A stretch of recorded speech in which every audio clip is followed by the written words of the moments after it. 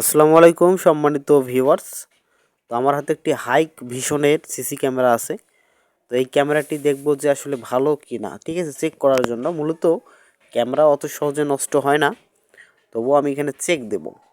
তো বন্ধুরা, এটি আমার মডেল পলিটেকনিক ইনস্টিটিউট, অর্থাৎ আমি যে পলিটেকনিকে পড়াশোনা করি সেখানকার।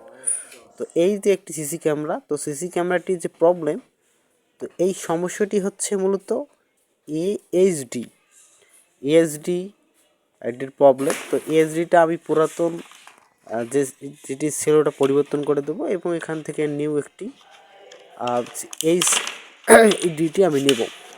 তো বন্ধুরা দেখেন, আমার হাতে একটি নতুন এইচডি রয়েছে।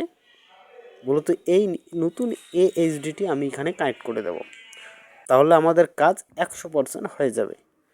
তো বন্ধুরা, তবে একটি বিষয় লক্ষণীয়, বাকি কাজগুলো আপনার পারবেন খুব সহজ।